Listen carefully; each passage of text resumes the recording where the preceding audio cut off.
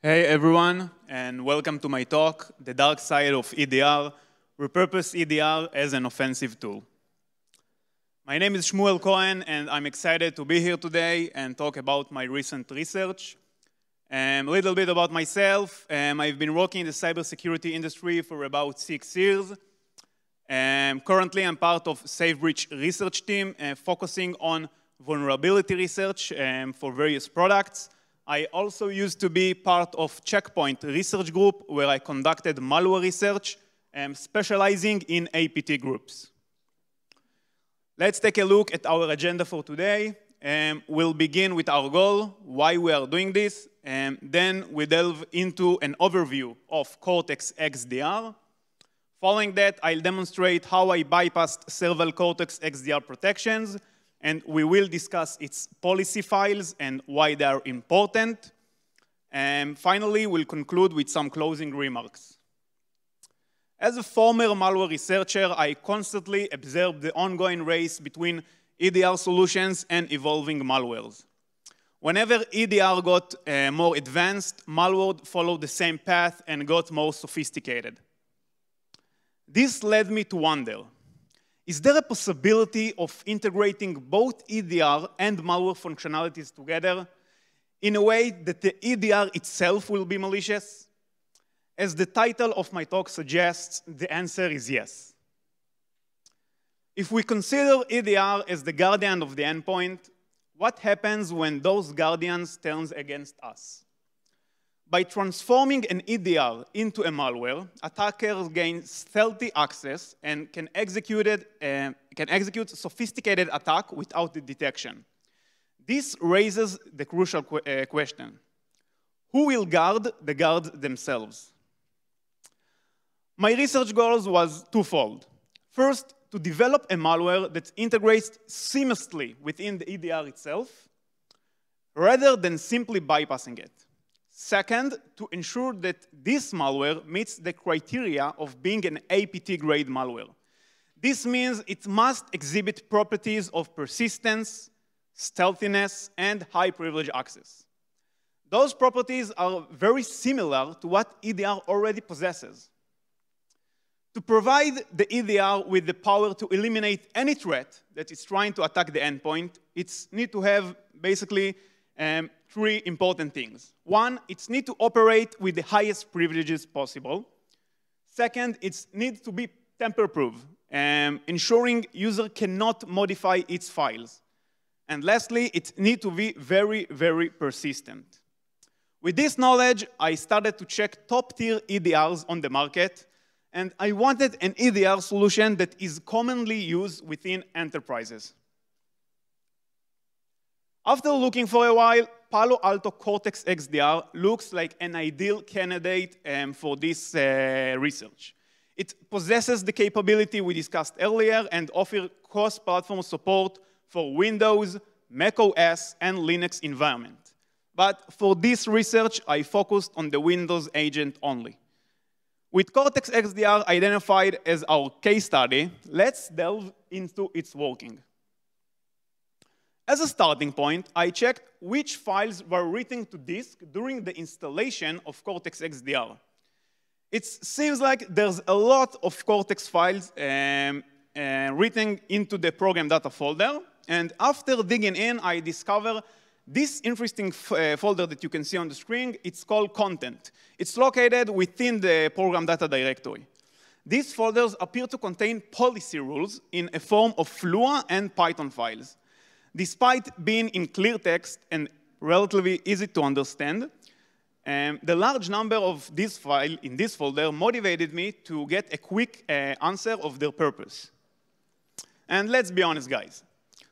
Today, almost everyone has a super assistant in their pocket. And I'm talking, of course, about AI. And in my case, I use Gemini. I asked that, what is the content of Palo Alto Cortex XDR content file? And it replied me a pretty funny answer. Basically saying that due to security considerations, sharing the content of those Lua files can assist malicious actors to craft techniques to bypass detection rules and predict system responses. So I thought to myself, wait, All the files are already clear texted, and they're also relatively easy to read. This got me thinking, why not taking a hint from Gemini and leverage these files to craft techniques to bypass detection rules? Well, it sounds like a solid plan to me. So I started to explore the content files, and I came across this interesting one called ransom.lua. And after I read the content of the file, I kind of understood how the ransomware protection works. The main idea is creating hidden honeypot files all over around the system, and Cortex can detect suspicious attempts to modify those files, acting as a clear indicator of possible ransomware attack. Now, let's take a closer look at how Cortex keeps things hidden. You see, the Cortex developer didn't want that any program could see those honeypot files. For example, imagine you're browsing through files with File Explorer. They don't want you to see all those honeypot files laying around the system. Or maybe you use WinRAR to compress a folder that contains those files. No one wants honeypot files inside their archives, right? So to solve that, they put together a list of processes that those honeypot files will stay hidden from. And guess what? The list is clear texted within the ransom.lua file, and we can easily pick inside this list and see all the processes they've included. So now I have a question for you all, guys. With this list in plain sight, what name would you give your ransomware? Let's answer this question in a demo. So in this demo, we can see that first I'm showing that every protection and every service of Cortex XDR is enabled.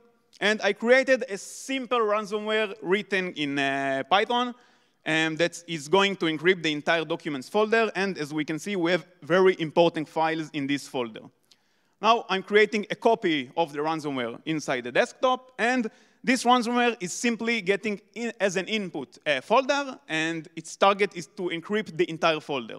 So I'm providing the documents folder that we want to encrypt, and we can see that, as expected, Cortex XDR prevented us from doing that, and it prevented us because we have suspicious file modifications. So the ransomware protection worked as expected. And also, Cortex quarantined our file. But luckily for us, I saved a copy inside the downloads folder. Now I'm recreating another copy of the ransomware inside the desktop, but this time I will rename it to one of the whitelist processes that we saw. Now I changed his name, ran it again, and the same drill. I'm putting the documents folder as an input. Let's see what will happen this time. And as we can see, all the files got encrypted inside this folder, and let's just double verify it and see that they're actually encrypted. As you can see, this file looks pretty encrypted to me. So after the successful ransomware protection bypass, I couldn't resist the urge to push further and test Cortex responses for more malicious attacks. My next experiment was attempting to do an LSASS memory dump. And for those of you who may not be familiar with LSASS, here's a quick summary of why memory dump of LSASS consider a malicious action. Essentially, LSASS, which stands for Local Security Authority Subsystem Service, is a crucial system process responsible of managing security policies, credentials, and authentication on Windows. Attempting to dump its memory can potentially expose sensitive information such as usernames, passwords, and security tokens, making it a significant security risk. One common method used to dump process memory is through a sys internal utility called procdump. Malicious actors often utilize procdump to extract memory from the LSASS process. I returned to our protected machine, and I attempted to execute the procdump command, the program command that you see on the screen, aiming to dump LSASS memory into a file. And as expected, I got prevention from the XDR. And it was kind enough to provide me the exact reason for detection. It appears that I was detected due to a regex test, as you can see in the image. To bypass this regex, we can simply insert two quotes in the middle of the command. While this won't change the command result at all, it will bypass the regex check. Filled with hopes, I executed this modify command, and the good news is I was able to bypass the regex test. But the bad news is now I got 4 different prevention notifications, as you can see. All of them were related to the minidump write-dump function, which is a function used to dump LSAS memory. And I returned to the content files and tried to locate those prevention rules. And I found them in a file named DSE rules config.lua, as you can see in the red box. One of these rules, for instance, is titled minidump write-dump RPM terminate, with the action to block it. At first, it appeared like a dead end, leaving me unsure how can I proceed with bypassing it. And as I continue exploring this file, I came across another list titled as Mimikatz RPM process whitelist, which caught my attention.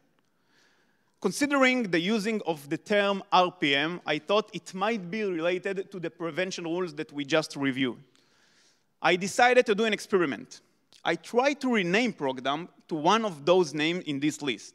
And to my surprise, it worked. I successfully managed to dump LSAS memory. Let's see a demo of this bypass. So, at first, we can see that I'm going to show you again that every service and every protection is enabled. As you can see, everything is enabled and running. And for first, just for sanity test, we will run ProgDump as the usual command to see what will happen. And as we just saw, we got a prevention with the regex test.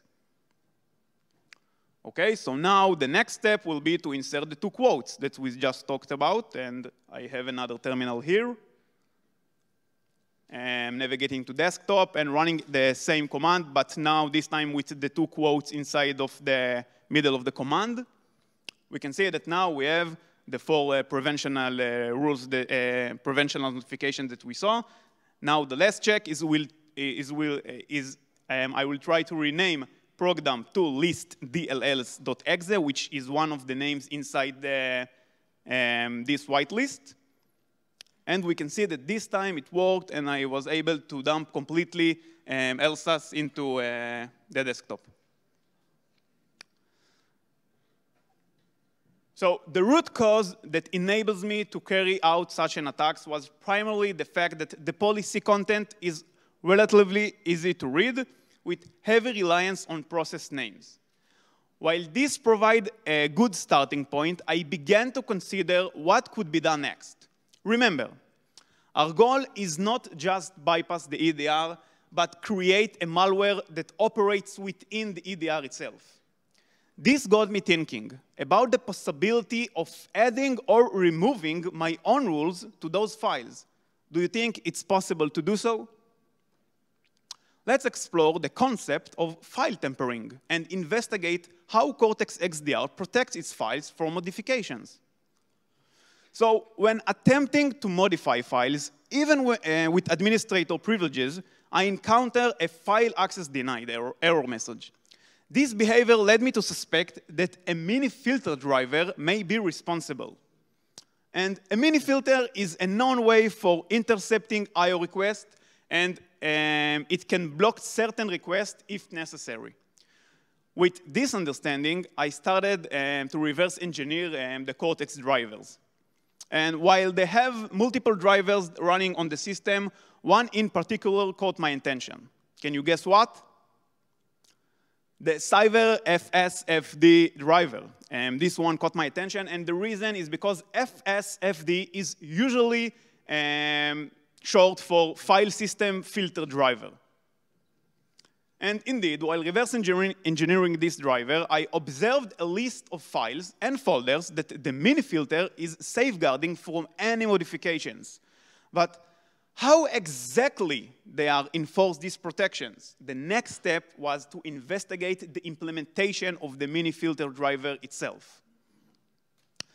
And after reversing a little bit more, I found the implementation of the mini filter itself, that is responsible for protecting files from modification. And they basically compare the path names with the protected files when someone tries to open a file with write permission. So think that you are going to open a file with write permissions, any file on the system. It will go through the mini filter driver. And if the path of the files that you are trying to modify is inside the list of their protected files, it will deny access to access this file.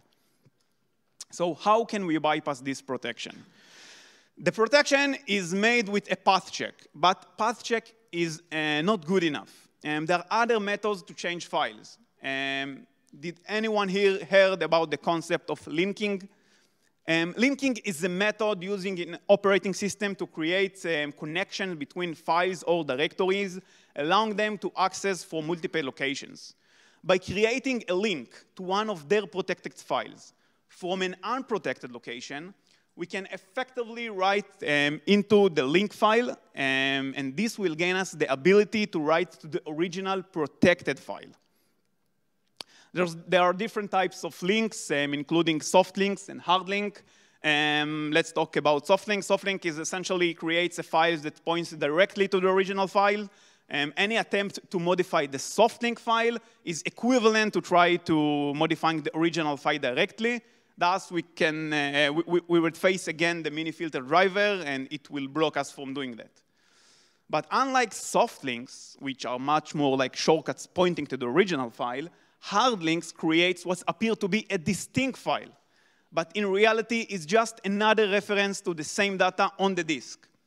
This means that when you make changes to the hard link file, it directly modifies the original file.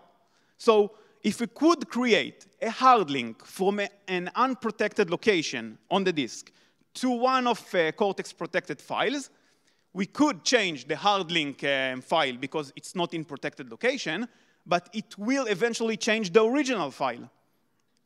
And luckily for us, Windows provides a tool called MK-Link, which includes a feature allowing you to create links between files and create hard links between files. One thing to note is you must have write access to the directory where the hard link will be placed. And in our case, it will require an admin privileges. But unfortunately for us, this attempt to create hard link is still getting blocked. And the question is why? I wonder which stage of the hard link creation process failed. And to investigate further, I used another sys internal tool, this time ProcDump. And for those of you who aren't familiar with, ProcDump is short for Process Monitor, and it's a powerful tool that enables you that in real time to monitor activities, including activities on the file system, including file-related actions. So I used ProcDump and executed the MK-Link command once more. Then I noticed an access denied error associated with the create file operation, as you can see in the image. This actually makes sense. As you may recall, the mini filter is preventing us from opening a file with write permissions. So this while the MK-Link is failing. So I thought myself, how can I solve it? And after a quick search, I saw this amazing blog called Between a Rock and a Hard Link, authored by James Forshaw from Google Project Zero. And in summary, his research revealed that it's possible to create hard links without requiring write attributes. So you can do it with read attributes only. And he also created a GitHub repository with implementation of the hard link creation tool without the need of write attributes.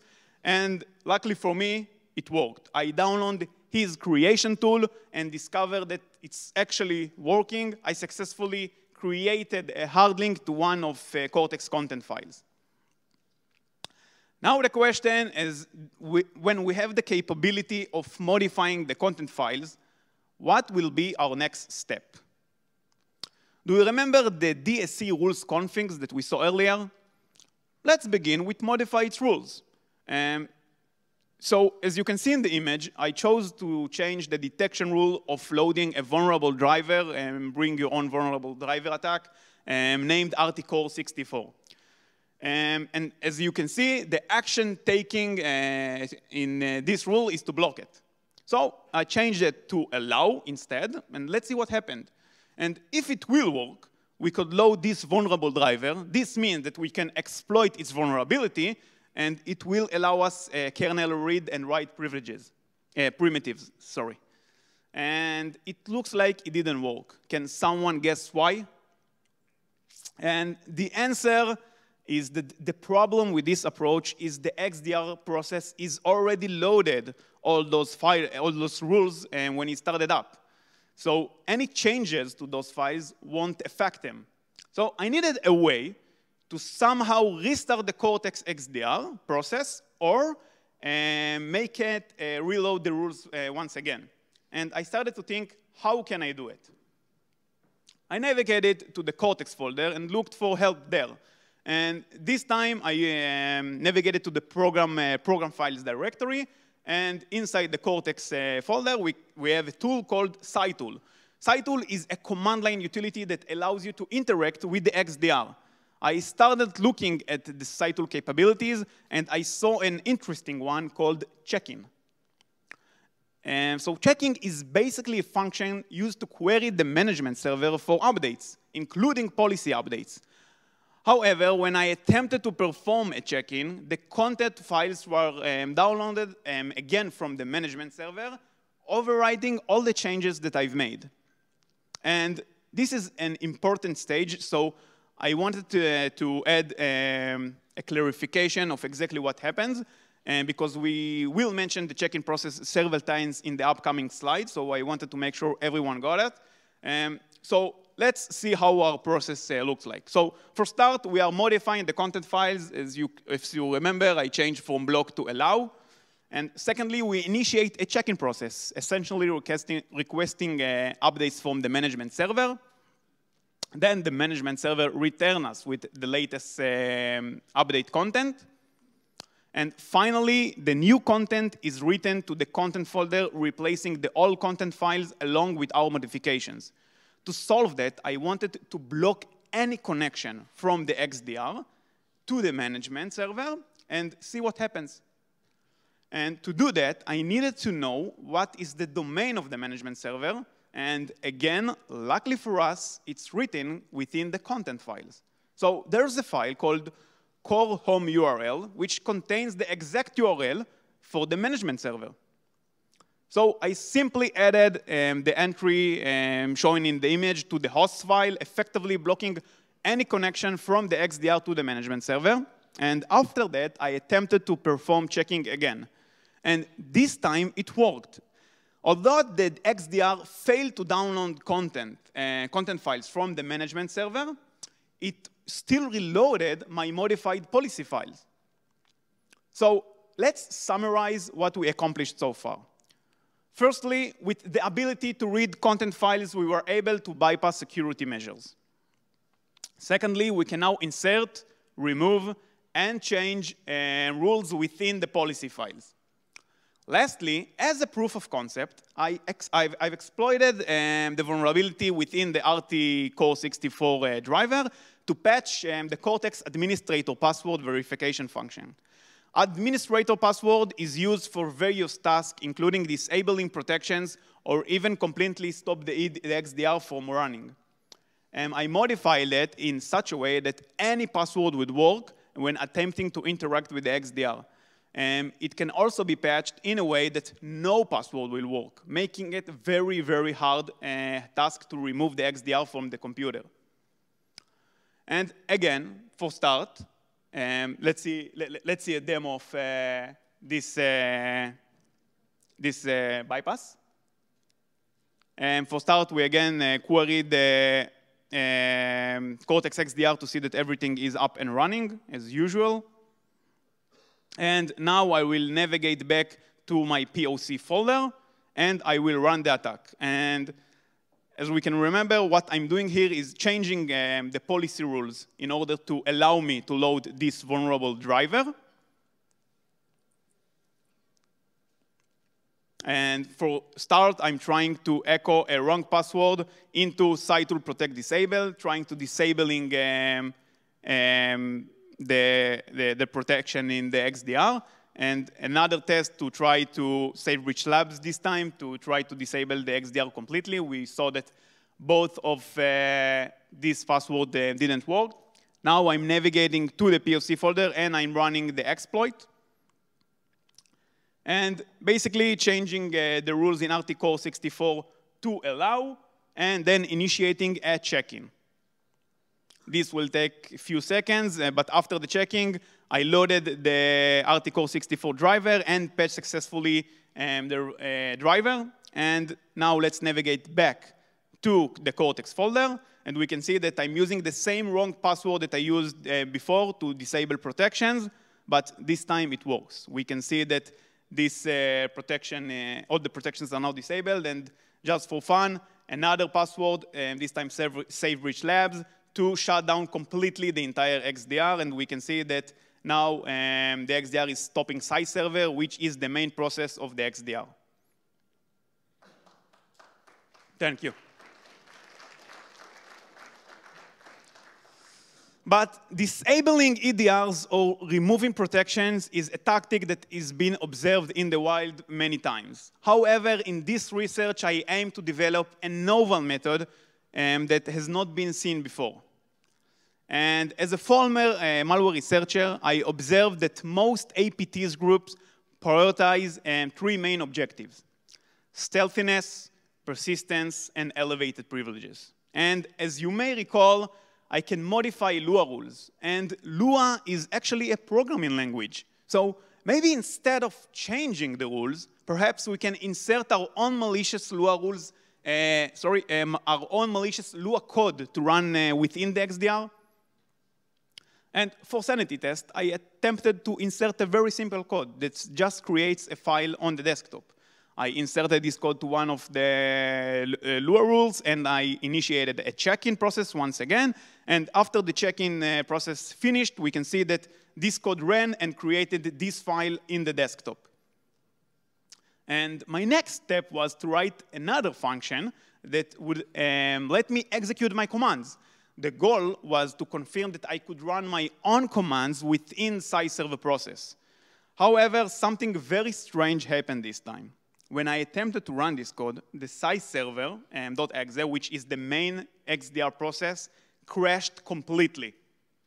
Apparently, the io.popen function in the Lua code is the line that triggers this behavior. I'm not sure why it's happening. I didn't investigate it too much, but I suspect that this code that I added invokes an unhandled exception in SciServer, leading to a crash in the SciServer process, but this is only my guess. I attempted several other techniques to run my code within these Lua files, including trying to load the malicious DLL or using other Lua commands, such as os.execute and other commands that, but no command or no technique that I've tried worked. But don't worry, this behavior will come in handy soon. So I passed about the Lua rules, and I remember that during my exploration of the content files, I came across some Python script as well. And I became curious about their purpose. Since I could modify all the content files, including those Python scripts, I began to wonder, what if Cortex will execute them? Maybe it can execute my own Python scripts. Python is an easy language, and I can do almost everything with it. So I thought maybe I could manipulate Cortex once again. And I started by taking a look of the running Cortex processes. And as we can see, all of those processes are running with the highest privileges as it should be. And we have the main SciServer process, and it seems like you have some workers under them, as you can see in the image, and another process with a very interesting name called Cortex XDR payload.exe. I thought to myself, what is this file? What is this process? What it's supposed to do? So I wanted to check maybe if it has some arguments inside of them, and as we can see, it has a configuration file. It seems like a config file with a path to a file called service main.json. And zooming in, we can see the file path. And so I thought myself, let's open this file and see what's inside of it. Maybe I can modify something there. And it seemed to be like a configuration file that is describing an argument for a service called service-main.py. So I thought myself, OK, service-main.py, another interesting name. Let's take a look at this file. And these scripts appear to be a service that's running in a non-stop loop and fetching pending tasks from another service and execute them, as you can see in the red arrow. So the good news is with our hard link bypass, we can modify the content of these files and insert our own malicious code. The bad news is this Python script is already loaded inside Cortex XDR payload process, as we had the same issue before. So even modify this script won't affect Cortex XDR process. So anyone can guess what's the first thing that I tried to do? Well, as you can see in the image, I tried to do a checking once again. But this check-in trick didn't help me this time because just nothing happened. The Cortex XDR payload.exe didn't load those modified Python files once again. So I thought myself, OK, what can be done next? And the next thing is pretty obvious. You can just restart the computer or log off the user, and it will cause the XDR process to be restarted once the user will log back into the computer once again. But actually, we already have a better solution right under our nose. And we can crash SciServer and restart it immediately, as we saw earlier with the io.popen Lua command. So few slides back, the io.popen command and let us to crash SciServer process completely. And now leveraging this behavior, we can modify service-main.py with our own malicious script and then crash SciServer and starting it back again quickly. This change will allow our malicious code to be executed within SciServer. So this is pretty amazing, and we can see a demo of this right now. So this will be our final demo. Again, the last time I'm doing this drill of navigating into Cortex folder and show you that every protection and every service is up and running. And now I will navigate to my POC folder, and I will run as a malware POC with a reverse shell as an argument. So the argument will be injected to service-main.py. And on my host computer, I'm listening to the port of the reverse shell. And let's take a look of Cortex XDR payload.exe with all of Cortex processes.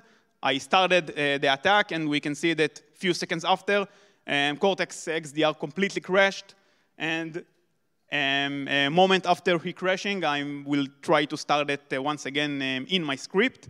And we can see that now SciServer went up again, and Cortex XDR payload also started. We can see that at the moment that Cortex XDR payload started, and we got the connection from the reverse shell, but I wanted to let the script to finish to bring up SciServer completely. We can see that we have an anti-authority system privileges on the host machine. And just to show you that I'm actually running inside Cortex XDR payload, I ran a timeout command. And you can see that it's under it. And just for fun, let's say that you want to terminate this process. Even with an administrator privileges, you couldn't do it because the XDR protecting it. So that's pretty funny as well. So let's review some takeaways from today's session. Researching endpoint security products for various risks might be even more important than researching the security risk in the operating system itself. Attackers that exploit risk in operating systems still need to continuously face a guardian. However, if the almighty guardian has been breached by attackers, then no entity guards the computer, and they will be gifted with a large set of powerful capabilities. Second, the logic of security products should be its deepest secret. A simple detection logic that is kept in secret can be more effective than a disclosed, more sophisticated one. when attackers are aware to detection methods and how they works, they can easily evade them and evade them. And lastly, a allow list or block list should be frame a process or an action based on multiple parameters that are solid and cannot be manipulated by attackers. Adding a process to a allow list based only on its name or detecting a process dump with regex test is just not good enough. So throughout this session, we've uncovered potential weaknesses in Cortex XDR system. And those findings were shared with Palo Alto Network security team last year. And this is their official response. I give you a few seconds to read it.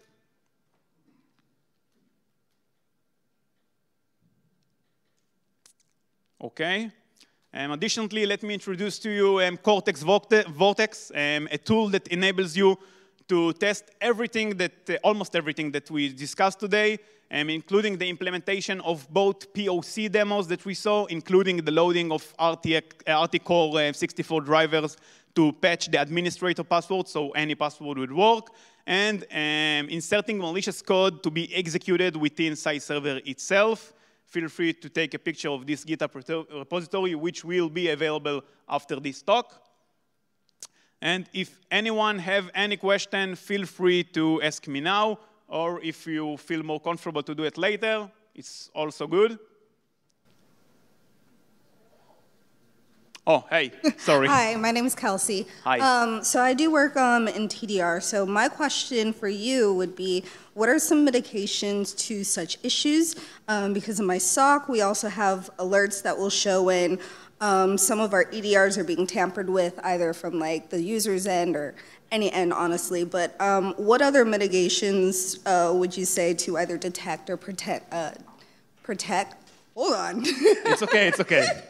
To either prevent or detect. Thank you, sorry. OK, so first, the first thing that the Cortex team actually did is block the hard link creation without the right permissions. So any hard link trying to hard link to their files will also be failed.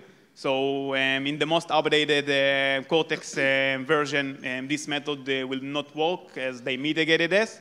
But maybe there's other ways to hard link files, and you can all continue research about it. And the second thing that I think is something very important is to hide those content files from any user to just be able to read. I mean, if those files were encrypted and let's say decrypted inside memory, it will be much harder for researchers to read those files and understand how they are working. And I think that this will also be a very good mitigation. It won't stop attackers, but it will make their life much harder, which also a good mitigation method. And I think that's it. Perfect. Thank you. Thank you. Yes.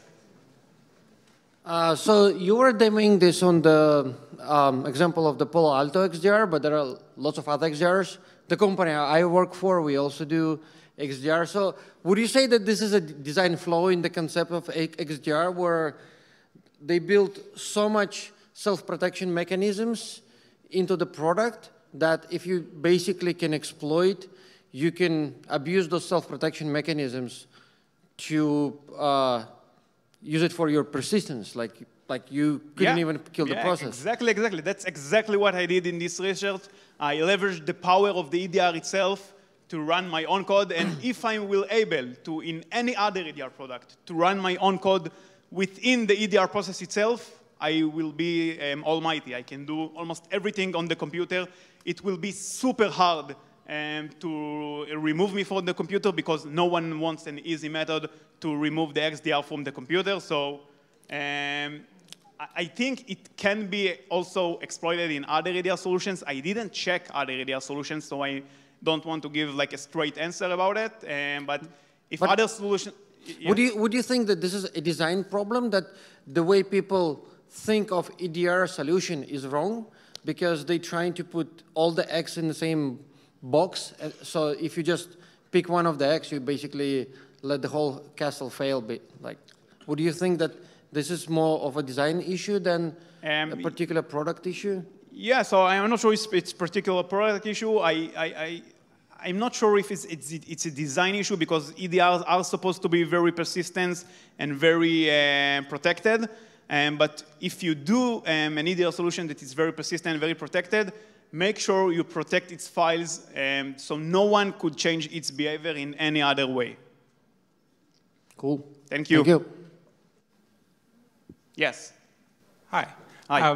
So I know the Cortex agent picks up a reasonable amount of telemetry from the endpoint. Did you have a look at what the agent itself was logging from what you were doing and see if you could have detected that beforehand? So actually, no, I didn't look at the EDR logs of what I was doing. I'm not sure that he was aware of that, because if it was aware of that and he didn't do anything to prevent it, it would be pretty funny. It does happen, though. Yeah. But no, so for your question, no, I didn't check its logs and if it detects me or not. Thank you. You changed the log as well. Yeah. One more.